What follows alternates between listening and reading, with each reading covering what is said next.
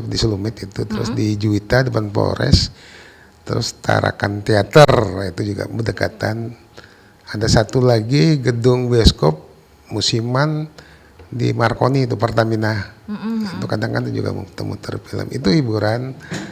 Dan sarana andalan transportasi pada waktu itu sebelum motor, kita menggunakan sepeda, bukan sepeda panjal, tapi ada sudah sepeda jengki apa istilahnya itu, yang udahlah kalau udah pakai sepeda itu keren ya kan, mau apa namanya naksir cewek ya pakai sepeda pada waktu itu kan. Nah, terus memang daerah objek inceran kita tuh, kebetulan saya waktu itu tinggalnya di Sebengkok, muter-muternya itu ke Marconi.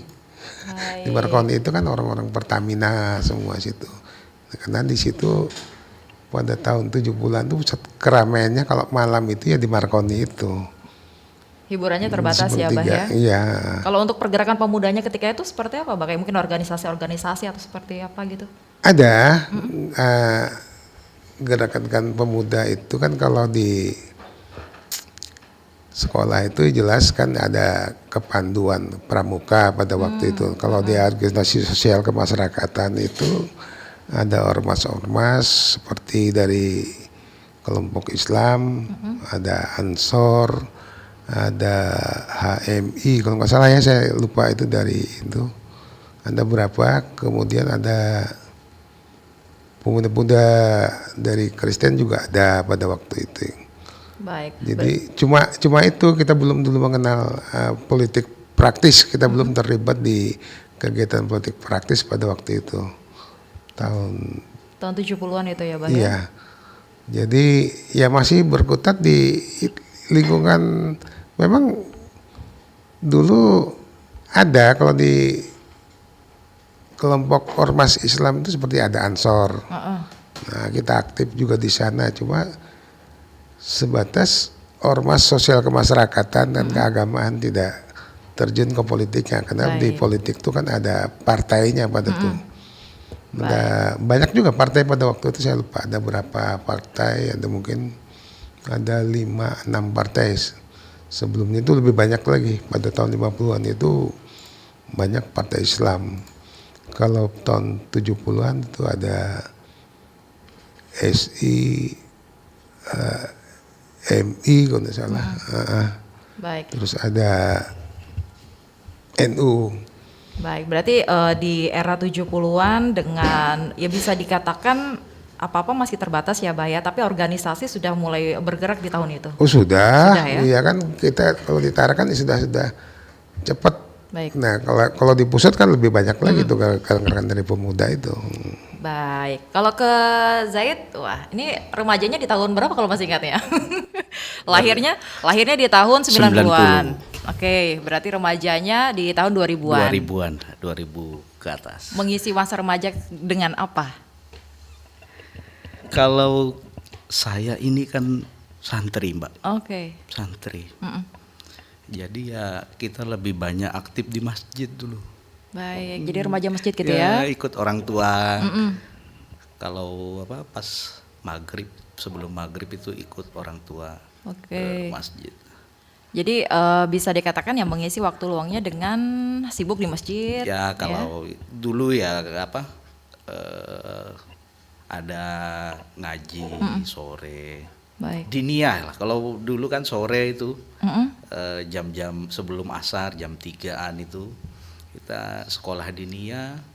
Habis sekolah pulang ya sempat lah main ya, namanya masa remaja ya, adalah mainan anak-anak yang dulu yang kayak main kelereng, main logo. Itu ada tuh di museum kita di Taman Berkampung itu? Bukan. Yang di mana? Keramat. Oh, baik. Nah, ada salah satu mainan tradisional itu ya logo itu. Pernah itu kalau sudah musim-musimnya main logo itu kan sore kita main, terus selesai sekolah diniyah itu ya main logo, main kelereng, main layangan. Baik, jadi masa remajanya bisa dikatakan mungkin gini, Bang Zaid, ketika itu ngerasa nggak sih bahwa kegiatan saya ini bermanfaat gitu? Ya pastinya bermanfaat lah. Ketika itu juga merasakan seperti itu? Iya. manfaat apa yang waktu itu ingin dicari begitu? Karena ya hiburan kita di situ. Kalau sudah masuk setelah maghrib, setelah isya ya kita belajar. Baik. Dibekali dengan ilmu, belajar. Cukup berkesan untuk diingat sampai saat ini? Masih berkesan, masih berkesan.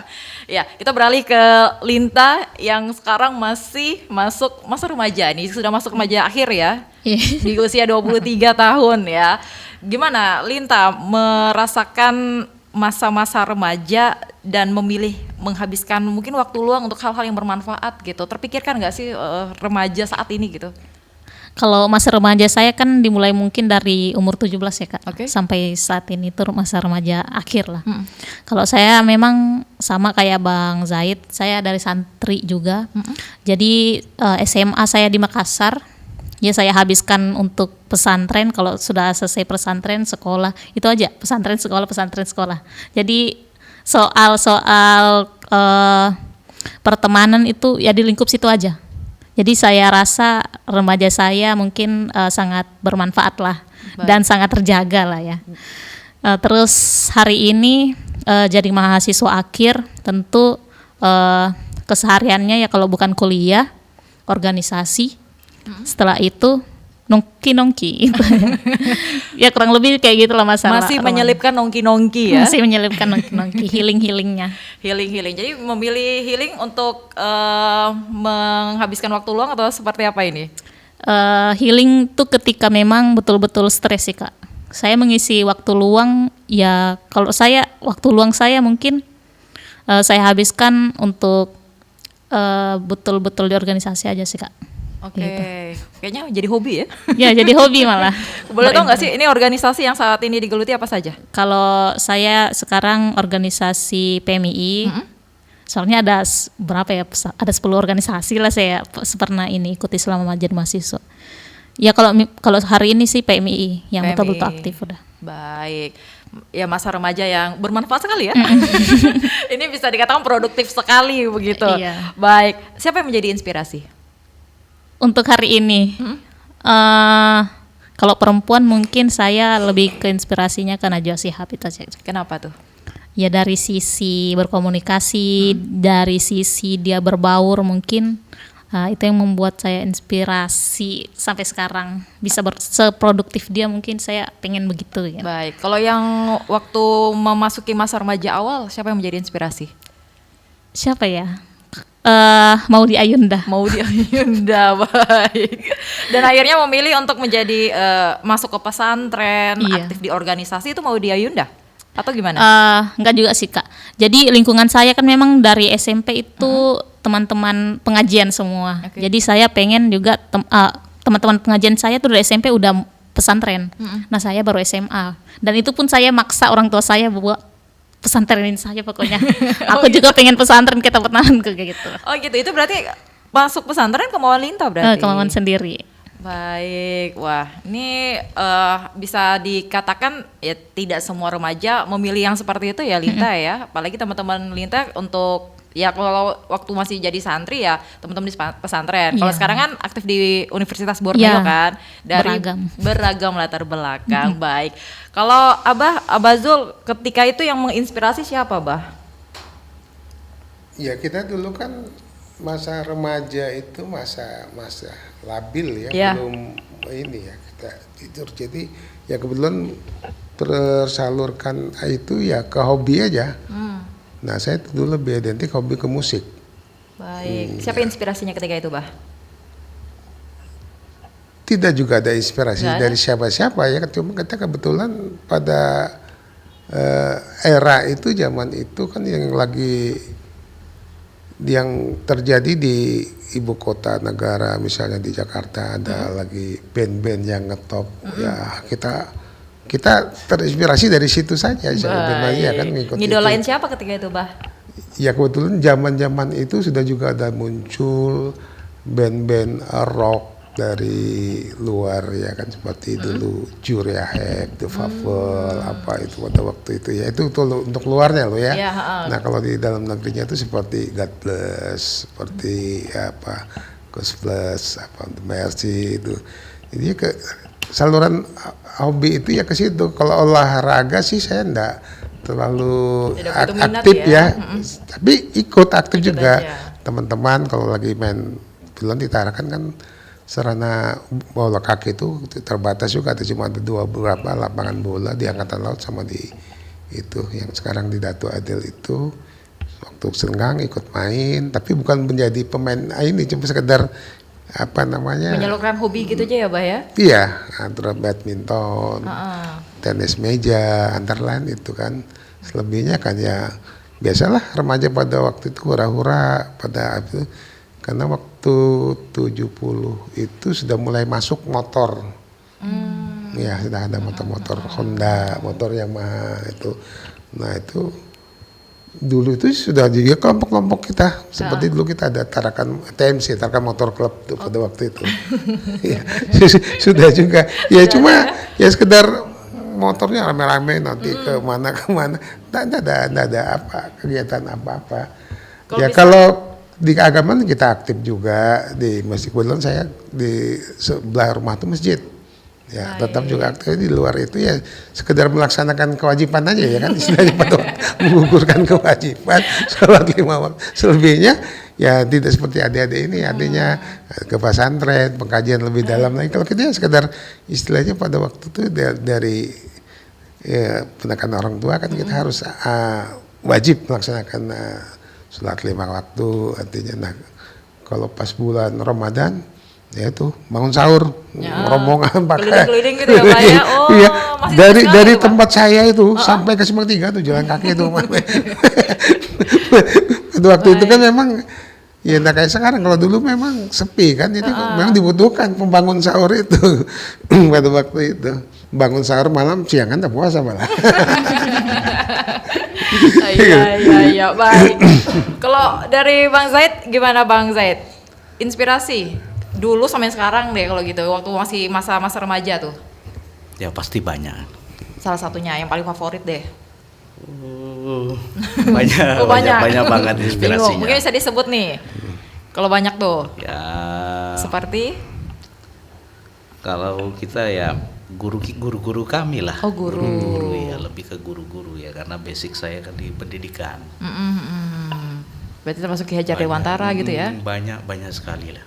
Banyak sekali yang menjadi inspirasi dan akhirnya memilih jalan seperti ini begitu ya, dengan Ya. aktif-aktif di organisasi. Berarti dari remaja ya aktif di organisasi. Ya, dulunya juga di PMII, Di PMII. sekarang di Ansor. Baik.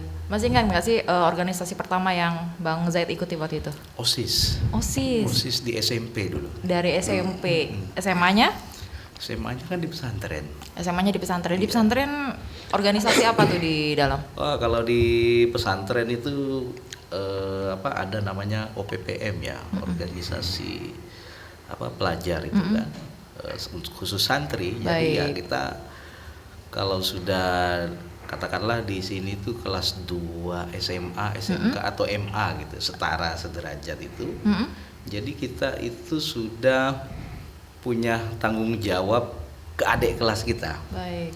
Itu kita sebagai pengurus asrama pada waktu itu. Jadi adik-adik kita yang satu asrama dengan kita, ketika mereka salah, ada yang menghukum. Baik.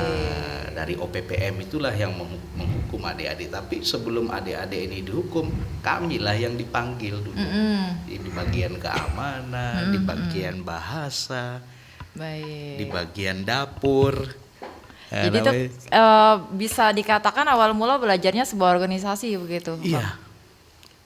Baik, saya masih ingat nggak sih Bang Zaid kalau ngomongin tantangan ketika itu, tantangan waktu remaja yang mungkin Bang Zaid hadapi dan bagaimana mengatasinya ketika itu? Ya, artinya kan kita bukan sendiri ya pada waktu itu. Artinya pengurus asrama atau rayon ya kalau kami bilang dulu itu kan bukan sendiri, ada strukturnya juga. Jadi semua punya tanggung jawab masing-masing. Jadi ya kalau penyelesaiannya ya juga bareng-bareng. Sama seperti halnya juga di organisasi. Ketika ada masalah, ayo kita selesaikan bareng-bareng nih. permasalahannya 1, 2, 3 nih yang membidangi A, B, C, D nih nyelesainnya bagaimana ya kita diskusikan. Jadi kalau di organisasi masalah-masalah apa yang biasa muncul Bang Zaid? Ya biasalah. Apa tuh? Terkadang kalau ada masalah pribadi yang ketidaksukaan dengan sesama pengurus, bisa saya terjadi dibawa ke dalam organisasi karena itu yang sering terjadi biasanya itu. Itu sebuah tantangan ya.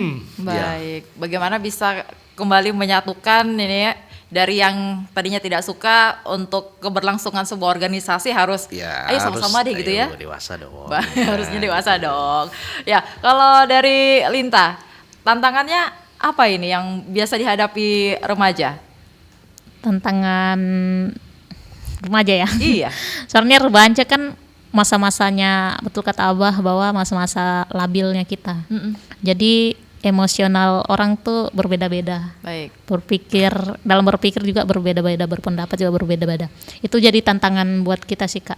Jadi bagaimana kita bisa menerima itu semua dan mengontrol, bahkan menyesuaikan lah kepada orang-orang yang di lingkup-lingkup kita. Itu tantangan terbesar itu aja sih Kak. Baik.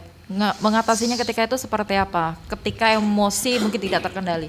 Kalau kita mungkin lebih ke ya udah antara diam atau memang cuek ataupun betul-betul melihat apakah apa yang kita lakukan ini betul atau tidak. Jadi pada akhirnya mengevaluasi diri lah, muhasabah diri. Baik. Jadi itu salah satu cara mengatasi ya. Iya. Kalau sudah merasa emosinya tidak terkendali ini kayak ini ya apa namanya ya, kayak berpikir untuk diri sendiri ya, bagaimana baiknya begitu ya. Kalau saya melakukan ini kira-kira gimana resikonya? Terpikirkan untuk itu ya? Iya betul. Baik. Abah masih ingat nggak Bah waktu remaja tantangannya apa Bah? Ya nggak sehebat remaja sekarang. Kalau menurut saya tantangan remaja sekarang lebih berat kalau dari zaman saya ya. Saya kira begitu ya. Karena dulu nggak ada medsos. Nggak ada HP. Iya kan? Dan pengaruh budaya luar tuh kurang. Nggak ada drakor, nggak ada ya apa tadi itu ya. Iya. Jadi nggak terlalu banyak juga sih tantangannya kita itu, cuma kita tinggal pengendalian ini saja, kita dari kemana arahnya kita bergaul ya kan. Tetap juga di bawah penguasaan orang tua pada waktu itu. Kalau masa-masa remaja itu kan artinya ya tidak terlalu banyak yang merupakan tantangan. Kalau sekarang saya memang miris dan prihatin juga lihat kondisi remaja sekarang itu, tantangannya berat sebenarnya ya kan, dari segi budaya luar dan belum lagi lingkungan dan sebagainya, itu lebih berat sekarang.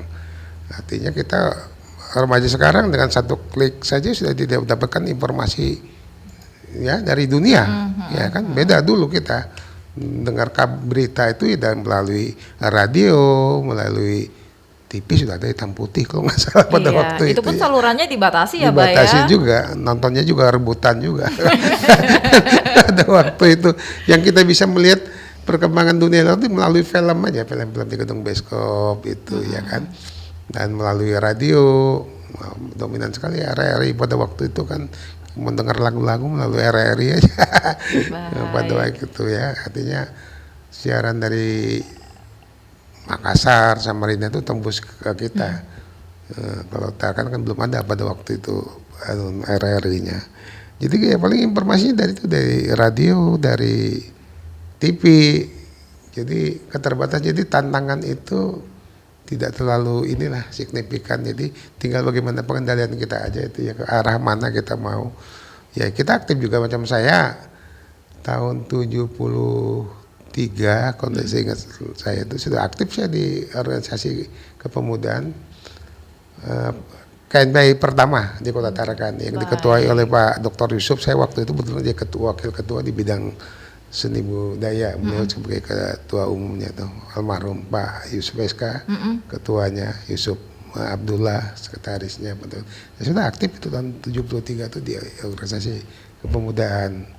Setelah itu pada tahun 74-nya udah mulai ikut aktif di partai politik pada waktu itu. Baik. Jadi nggak ada yang berat-berat juga tantangannya sih. Jadi kalau saya bayangkan nih Bah ya, masa remaja ketika itu ya mikirnya mungkin kapan kumpul-kumpul gitu ya Bah ya. Kapan ngumpul-ngumpulnya untuk senang-senang gitu Bah. Nggak yang kalau bisa dikatakan remaja zaman sekarang tuh kan banyak kegiatan ya Linta ya. Kayaknya saya harus menjadi orang yang begini dan begini gitu remaja zaman sekarang. Benar begitu ya Linta ya? Betul. Kalau di zaman itu berarti nggak ada kayak gitu Bah? Ada juga sih, tergantung itu ya. Kebetulan kalau dari saya itu kan tidak terlalu ini artinya ke hal-hal yang ini. Jadi banyak juga ada yang di kelompok pengajian pada waktu kebetulan kalau di tempat saya itu Sebengkok itu terkenal dulu untuk kori dan koreahnya itu bagus-bagus ya itu buat juara apa. Nah, terus setelah itu mulai hilang juga itu pengaruh keadaan. Nah, sekarang udah mulai balik lagi saya lihat itu sudah 3 tahun jadi juara umum. Sebengkok itu kan MTQ-nya. Jadi banyak juga itu hal-hal yang positif itu ya. Cuma macam kami dari generasi muda yang itu yang cenderung arahnya, saya hobi musik ya ke musik aja kan gitu, yang kalau olahraga ya olahraga, masih ke hal-hal yang positif masih artinya jadi yang negatif itu minim sekali lah kurang, bukan tidak ada tidak semua itu bukan ada aja gitu. Fokus kebetulan saya 72 itu sudah ya 71 saya 74 di sini kebalik 71 saya udah ke Jawa pada waktu kuliah juga pada waktu itu kan. Baik, jadi kalau menurut Abah perbedaan terbesar yang mungkin Abah lihat dari remaja zamannya Abah sama zaman sekarang ini mungkin terkait budaya itu tadi ya Abah ya. Kemudian adanya internet ini yang cukup mempengaruhi remaja zaman sekarang gitu ya. Baik, kalau Zaid sendiri gimana menanggapi itu? Apakah memang seperti itu? Ya. Tentunya dengan majunya teknologi kita ya sekarang, artinya semua serba mudah. Serba mudah banget nih mencari informasi. Tadi bilang Abah sekali klik udah muncul. Iya muncul dah apa yang mau diketahui begitu ya. Baik, kalau tanggapan Bang Zaid sendiri kan sudah diceritakan sedikit lah ya tentang gambaran remaja di tahun 70-an dengan di zaman Bang Zaid ketika itu di tahun 2000-an ya remajanya. Perbedaan terbesar ketika itu tanggapan Bang Zaid seperti apa? Kalau saya melihat itu lebih ke budaya disiplin, satu, yang kedua adab, karakter. Itu yang sebetulnya menjadi PR kita bersama. Kenapa dengan adab, karakter kenapa ini? Karena nih kalau saya lihat anak-anak remaja sekarang itu model apa ya, kurang peka ketika ada orang tua atau yang lebih tua dari dia. Baik. Kayaknya model cuek gitu dah ya, Mbak ya. Sepertinya seperti itu yang saya lihat ya. Berarti ya memang untuk tantangan kita mau menuju Indonesia emas nih, salah satunya ya karakter ini yang harus diperhatikan banget lah untuk anak-anak kita sekarang. Baik. Anak-anak muda sekarang gitu. Saya minta tanggapan dari Linta. Nah, gimana ini? Apakah begitu anak remaja zaman sekarang? Gimana Linta? Yes, memang perkembangan di era perkembangan globalisasi di situ juga interaksi sesama itu kurang. Itu yang membuat anak-anak juga apalagi remaja sekarang tuh mulai tidak pekaan. Jadi sederhananya kita yang kasih bola bukan mereka yang menjemput bola. Kayak gitu, sederhananya begitu. Betul kata Bang Zaid bahwa remaja sekarang tuh betul-betul cuek karena mereka tidak terkait moral, pendidikan moral itu mungkin udah kurang dari sampai hari ini. Bahkan guru-guru aja dipolisikan kan. Baik. Karena padahal cuma karena dinasehati. Nah, remaja sekarang lebih lebih emosionalnya lebih tinggi lah. Dibentak sedikit terlalu manja, dibilang kekerasan lah. Nah ini yang menjadi permasalahan sebenarnya. Seharusnya pendidikan moral tuh betul-betul dikembalikan dari TK mungkin. Baik, ini dari Linta juga mengiyakan ya. Iya. Merasa juga seperti saya juga sebenarnya kayak gitu kayaknya. Bang saya. Baik, itu pengakuan dari Linta ya, bukan dari kita ya. Baik. Jadi kalau menurut Linta, pendidikan moral saat ini masih dirasa kurang? Dari tingkat mahasiswa saja nggak ada tuh namanya mata kuliah tentang moral tuh nggak ada. SD, SMP nggak ada. Jadi kita dari kecil tuh memang dikasih pendidikan yang betul-betul bersifat materi lah.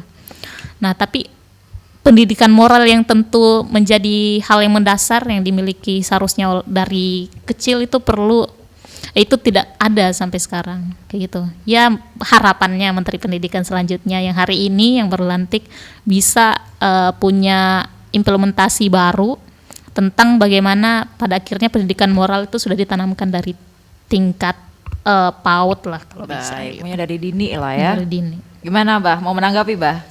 Ya, jelas saya juga belum mau menyinggung ke situ, tapi udah dimulai sama. Baik, gimana Pak? Ya kebetulan ya, mohon maaf, basic saya di penatar. Saya ini penatar PA4 Manggala tingkat nasional saya. Keluaran tahun 85. Nah saya sudah untuk di Kaltara sudah keliling. Masih belum, masih ada satu kota dan satu kabupaten dulu masih di bawah Kabupaten Bulungan semua. Kita keliling natar yang di amanat founding father kita, proklamator kemerdekaan itu yaitu antara lain membangun itu ya membangun karakter bangsa yang disebut the karakter building, membangun itu harus ada keseimbangan. Ya, sekarang itu kan kayaknya pemerintah lebih fokus kepada pembangunan fisik, sedangkan mental spiritual kita sudah kayak terabaikan. Bahkan di kurikulum sekolah pun pelajaran tentang budi pekerti, pendidikan moral Pancasila, PMP, sejarah perjuangan bangsa, itu sudah nggak ada lagi itu kan. Baik. Nah dulu zaman, kalau setback ke belakang, zaman SD saya dulu kita masih menggunakan batu tulis itu. Di sana kita sudah diajarkan adab budi pekerti itu kan. Bahkan guru-guru agama itu, coba aja anak sekarang, kecuali lah anak-anak pesantren ya. Kalau anak sekolah umum, tanya aja riwayat Nabi ya, khususnya orang umat Islam ya, nggak ada yang tahu tuh. Tapi kalau dulu kita apa? Karena dulu guru-guru agama itu menceritakan tentang riwayat Rasulullah, siapa istri Rasulullah, anaknya apa, itu kita tahu semua. Guru-guru agama di sekolah itu mengajarkan itu. Sekarang, nah jadi disinggung tadi masalah guru, ya mohon maaf aja kepada guru ya, pahlawan tanpa jasa istilahnya. Ya. Kayaknya cuma sekedar menggugurkan kewajiban saja ke sekolah itu. Yang penting saya ngajar. Setelah itu pulang, anak muridnya mau pinter, mau bodoh, karena dia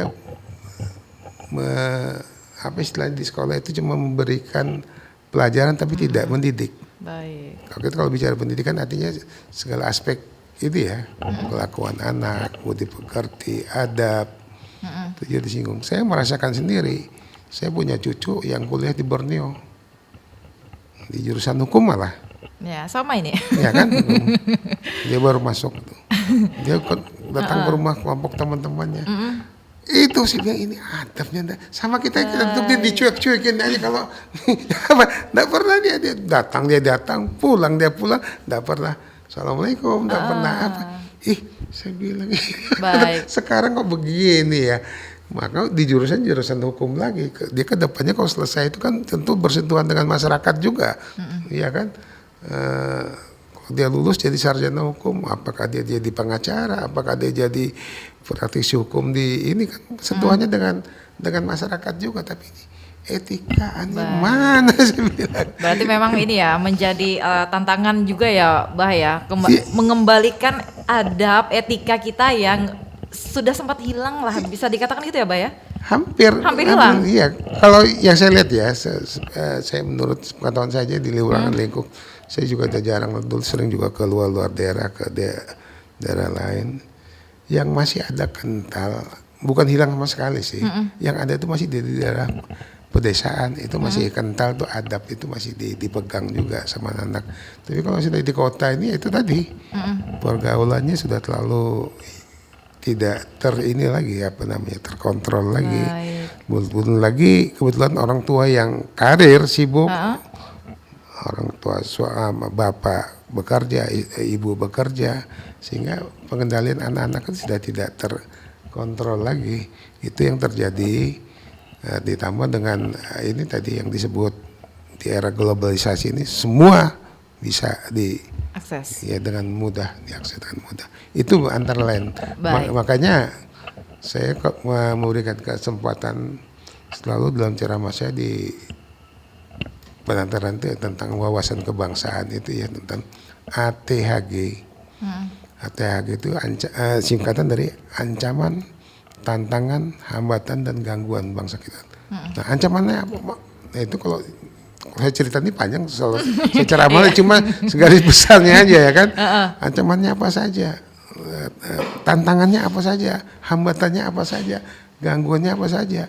Kalau dulu mahasiswa dapat itu. Sekarang nggak ada lagi itu. Itu pasti dulu. Nah, ancaman itu bukan dari luar, dari dalam saya, dari luar saya, dari dalam pun ada. Nah, itu kayaknya kita harus bahas di waktu yang lain itu, Abah ya. Iya. Baik, pendengar dan juga pemirsa, kita jeda terlebih dahulu dan kami masih undang Anda mungkin untuk bergabung di 082153209845. Tetap setia bersama kami di Tarakan siang ini.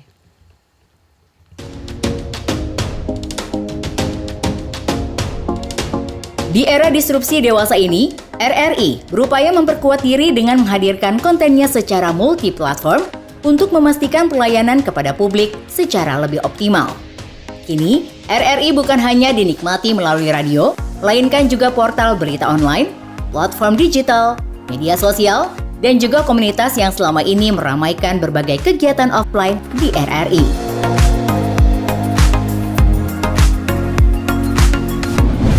.1 FM teman terbaik kamu. Kali ini ada Mariana yang katanya pengen titip salam buat Mbak Nur yang lagi di Paris. Walah Mar, aku krungu lo salamu, tombo kangen. Samo-samo. Bundo, awak baru dapat info lowongan Karajo di RRI News.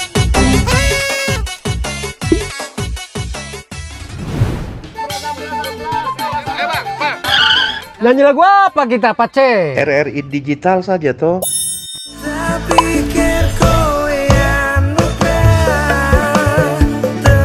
Sesekali jazz lah. Semangat ya manggungnya. Iya dong, kan mau bangun komunitas. RRI ada di berbagai platform. Sekarang banyak cara menikmati RRI. Kamu yang mana? 5 pilar RRI yang terdiri dari radio terestrial, portal berita online atau RRI News, platform digital yang bernama RRI Digital, media sosial dan komunitas yang menjadi andalan RRI selama ini adalah pilihan strategi RRI untuk menghadirkan konten di era disrupsi media, serta untuk memastikan keberadaan RRI yang terus memiliki relevansi bagi masyarakat. Berita online RRI News memiliki tren pembaca yang semakin meningkat. Dengan posisi di peringkat 40 besar, dari ribuan berita online secara nasional, RRI News memiliki profil pembaca yang beragam, baik dari segi usia maupun kategori paling banyak dibaca. Portal ini memiliki lebih dari 80 microsite yang tersebar di banyak daerah, dari Sabang sampai Merauke. RRI News siap menjadi mitra pembangunan di daerah Anda, menyampaikan informasi pembangunan kepada masyarakat. Publik memerlukan berbagai informasi tentang program dan kebijakan daerah untuk mengetahui kinerja jalannya pemerintahan. Sementara pemerintah daerah memerlukan opini dan aspirasi masyarakat sebagai strategi merumuskan kebijakan.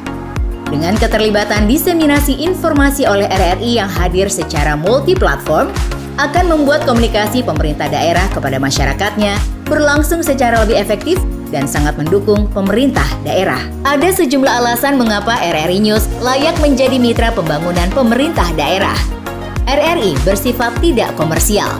RRI selalu mengembangkan jurnalisme konstruktif dan verifikatif yang senantiasa berupaya menghindari disinformasi atau hoax. Brand RRI telah dikenal oleh masyarakat luas. RRI memiliki jaringan secara nasional, lebih dari 70 satker dan 80 portal rri.co.id atau RRI News. RRI berbasis media multi-platform yang jauh lebih kuat dan efektif dari media lokal dimanapun. Kerjasama RRI News dengan pemerintah daerah dilakukan dengan melibatkan tim humas dinas terkait sebagai pengisi berita kanal Info Pemda di RRI News.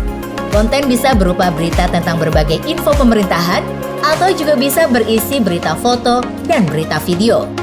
Konten bisa diisi langsung di Content Management System atau CMS yang disediakan RRI.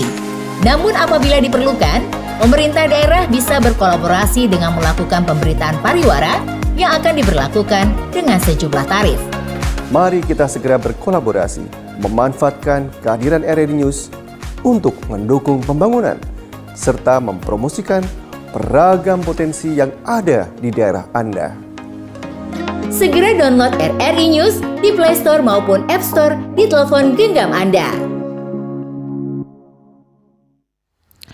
Ya, pendengar dan pemirsa, Anda masih bersama kami di Tarakan siang ini dengan topik obrolan lintas generasi. Masih bersama dengan Abazul, Bang Zaid dan juga Linta Solihat ya. Dan ini mungkin yang terakhir di obrolan kita siang ini, saya ke Bang Zaid terlebih dahulu. Bang Zaid ini kan sudah melewati masa remaja ya beberapa waktu lalu. Harapan dari Bang Zaid untuk remaja saat ini dalam menghadapi tantangan di saat-saat ini juga, karena kan berbeda ya ketika remajanya Bang Zaid dengan remajanya saat ini. Ya, saya masih teringat sekali pesan guru-guru kami di pesantren itu. Jadi ada 2 bekal yang kita dikasih itu untuk remaja, pemuda hari ini. Bekalnya cuman ilmu sama ketakwaan, itu aja. Baik. Ilmu kan ini luas nih, banyak. Ya termasuk salah satunya tadi ya ilmu adab itu.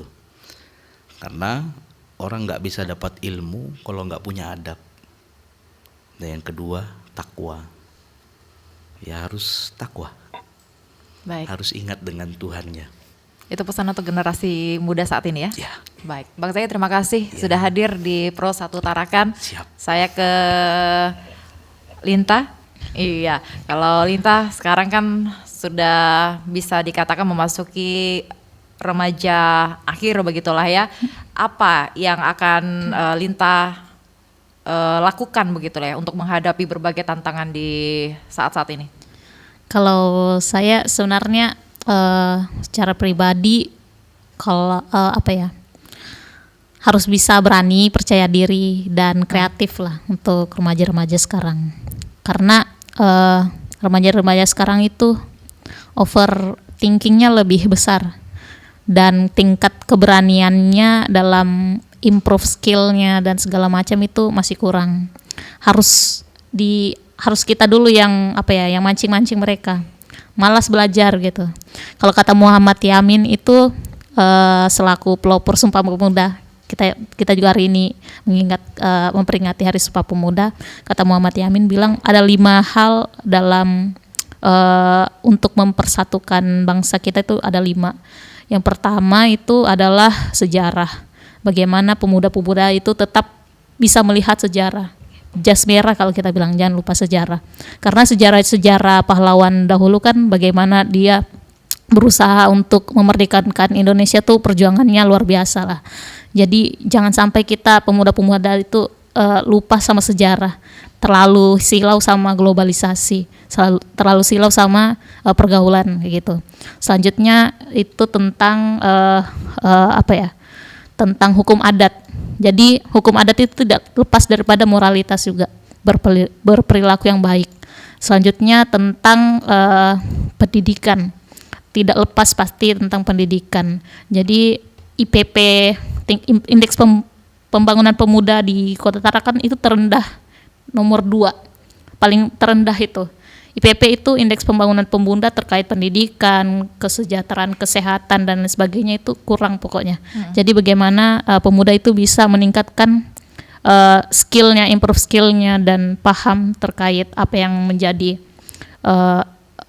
kewajiban daripada pemuda itu, yang mana mereka sebagai tonggak kemajuan dan pembangunan daerahnya kan, itu tentu harus bisa menjadi pelopor lah, sehingga IPP itu bisa naik.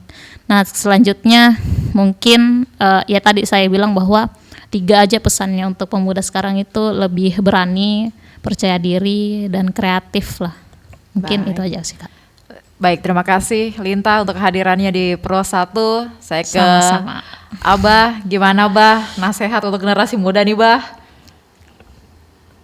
Iya, untuk generasi muda, apapun aktivitasnya di luar sana, maka dia pegiat olahraga, pegiat musik, atau pegiat dalam organisasi sosial kemasyarakatan, yang perlu kita pegang, khususnya kita sebagai insan bangsa Indonesia yang berketuhanan yang Maha Esa, ya, meyakini keagamaan, terutama yang modal utama adalah keimanan, ya, ditanamkan rasa keimanan kepada semua anak, bahkan dia mulai dari pendidikan dini sampai ke tingkat remaja, tentang keyakinan, lepas dari agama apapun dia harus ditanamkan rasa keimanan yang kuat. Kita kalau sudah punya keimanan yang kuat, apapun tantangannya, pengaruh dari luar tuh kalau kita didasar dari keimanan, artinya melenceng kan nggak terlalu jauh sih, dia tetap balik juga dia ke itunya kan.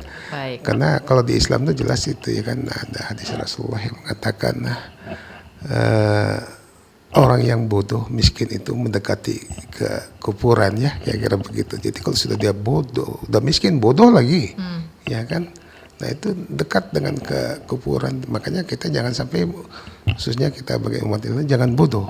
Baik. Nah, dengan tidak bodoh itu kita tidak akan miskin.